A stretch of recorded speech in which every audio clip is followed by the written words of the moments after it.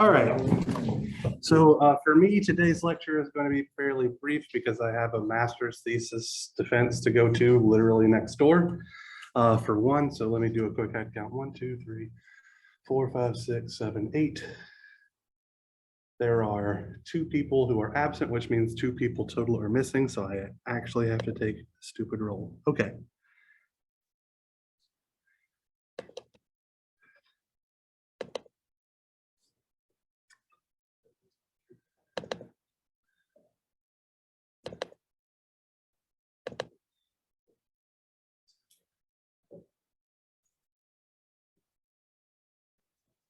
So Taylor Langley is here. He's out trying to find a mask, ostensibly.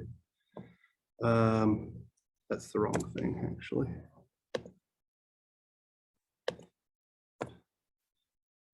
Christopher McCallan, that's you. Thomas McCarty, that's you. Pierce Miller is on Zoom, I think.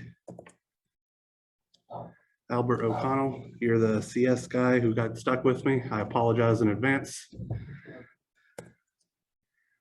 Vitaly, Sergio there in the back. David here in the front. Logan there in the back. I think Desmond is a grad student who finished his EE degree here a couple of years ago. So I feel like if that's the person, I know he's physically not here. Pozniak is absent, and Jack, there you are. All right, roll sheet taken care of. So the reason why I have Moodle pulled up and not actually in our class is because I got a couple of questions about what's going on here yesterday in the lab. So because this class is offered to both undergraduate students and graduate students, I have had a meta page created so that all of you are in the same place, so that I don't have to manage 2 Moodle sites at once because I am lazy, as all of you who have had me before are well aware of. So today we're really just going to look at the syllabus. I want to talk about a couple of things here. First, I do have a Zoom link for virtual office hours, which means if you want to meet with me via Zoom instead of physically coming up to my office upstairs, you are more than welcome to do so. I'm not saying I'm only doing virtual office hours. I'm just giving you guys the option. Same thing with the Zoom link here to the right of that. I would highly encourage you guys to physically attend class. That being said, I will be doing every single, oh, there's Desmond. I will be doing every single lecture and all that kind of stuff through Zoom as well, so that I can record it so that you guys can, go back and look at all that kind of stuff. Or if you have to quarantine or miss class due to illness, job interviews, all that kind of good stuff, you're free to kind of do so. So my absolute preference is that you physically attend class.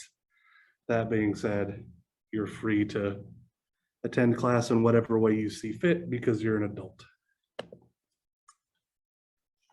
Here is our syllabus. I'm going to try to make this as visible as I can on the tiny projector behind me. Oh, that's not that bad, I don't think. I am obviously me. My office is upstairs. My office hours are 10 to noon, like it said a moment ago. My email address is my last name @latech.edu. My office phone number is given. All of you are more than aware that I never answer it because I'm never in my office except for when I have to be because I've got so many dumb classes to teach. So sending me an email is by far the best way to go, and I'm trying to be more responsive to them instead of putting it off until later in the day and all that kind of stuff. We'll see how that goes as the quarter goes on as to how responsive I am. But right now, with the quarter being early, I'm pretty good at getting nearly instantaneous feedback.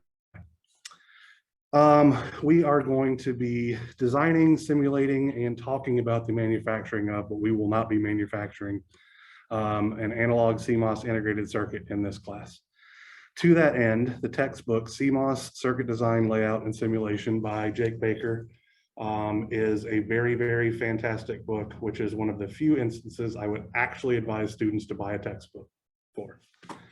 It is considered in industry to effectively be the Bible for this particular field. So it is a very, very, very good buy.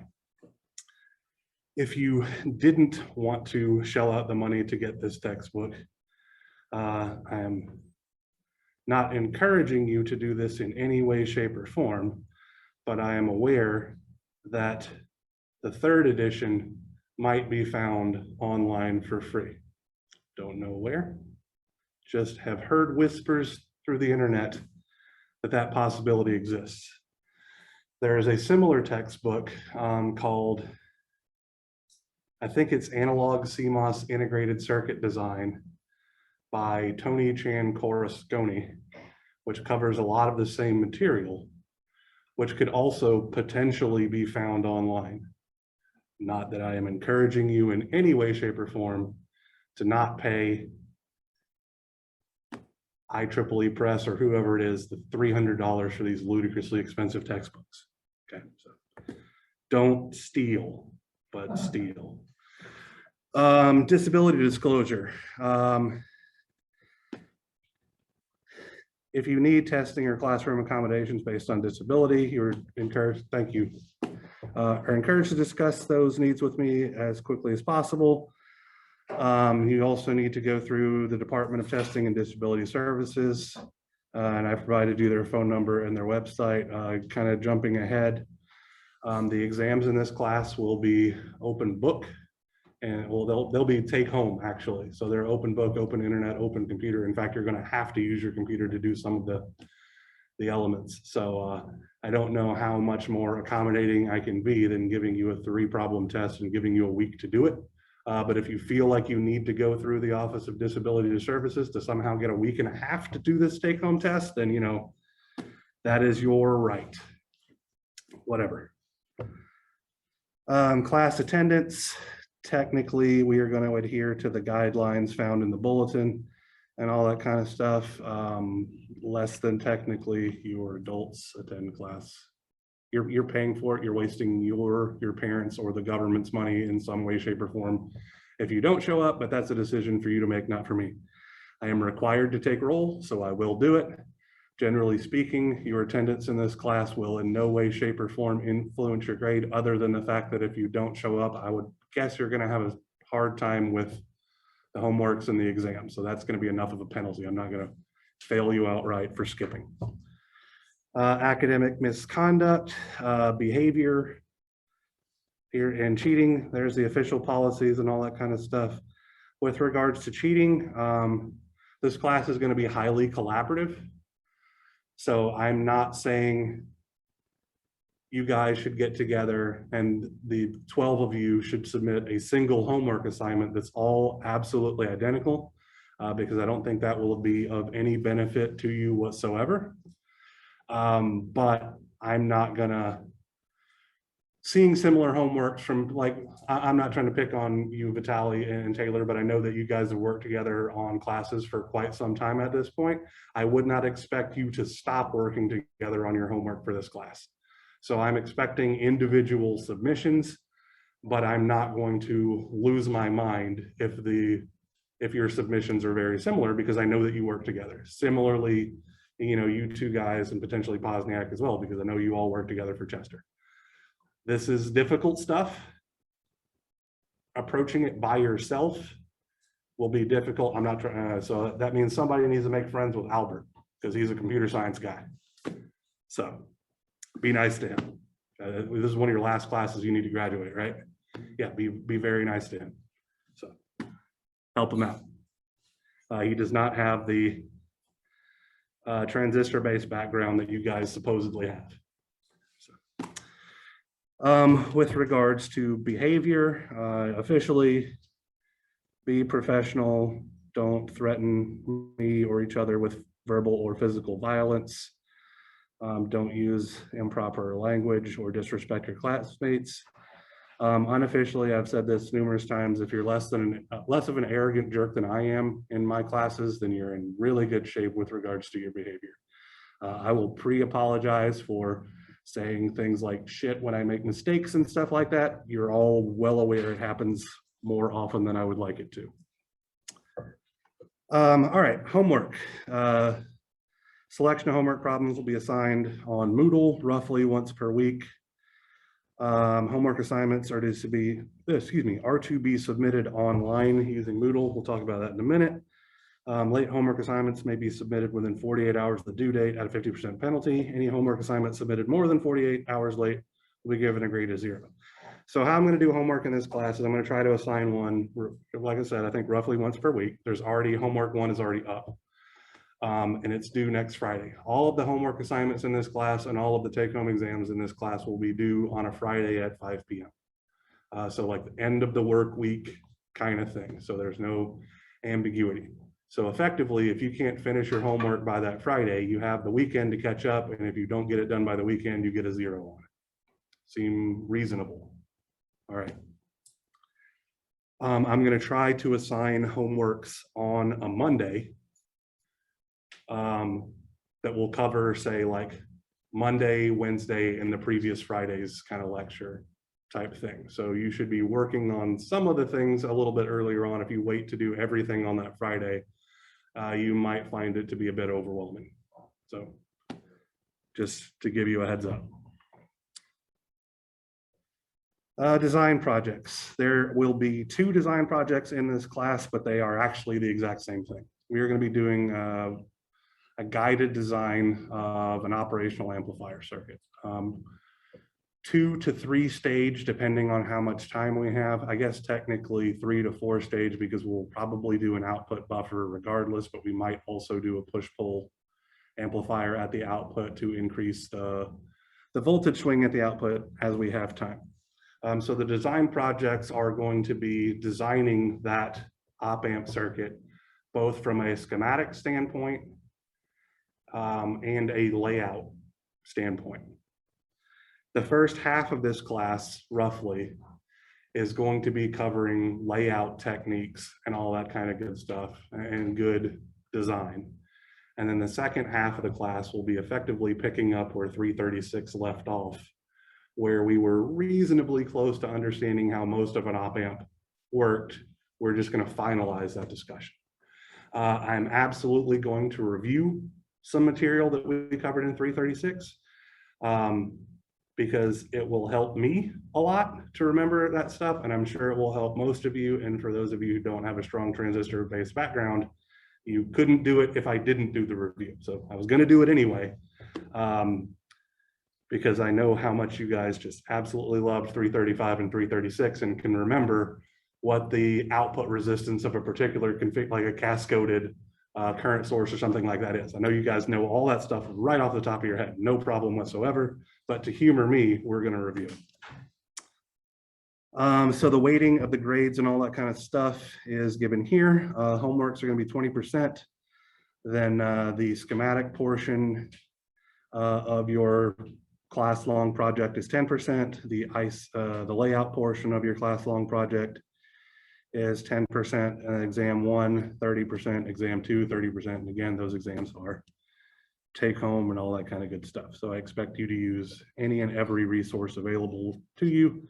For the exams, I would obviously prefer, actually, I'm not even going to say prefer. For the exams, I understand that there may be discussion among you, but I do not expect you to work together on the exam problems. So that is somewhere where I'm going to be kind of a raging jerk about if 2 people give me the exact same thing with the exact same assumptions made and all that kind of stuff. It's highly suspicious. So as per general, I do not curve. Let's see, syllabus changes, contents of syllabus are not expected to change. However, if I need to change them, I will, and I will let you know. Emergency notification system. If you're not already subscribed to it, you should be, because that's what lets you know when campus closes in the event of like a weather emergency or all that kind of good stuff. COVID-19 policy should be effectively boilerplate at this point, since you all dealt with this last year. But just to reiterate some of these things, All of the COVID-19 related information for the university is found at www.lawtech.edu/coronavirus. We have a return to campus plan, safety protocols, all that kind of good stuff. A couple of highlights. Masks are required to be worn indoors on campus. It is university policy, so I particularly don't care where your politics lie on it. It's policy, so we're all going to do it.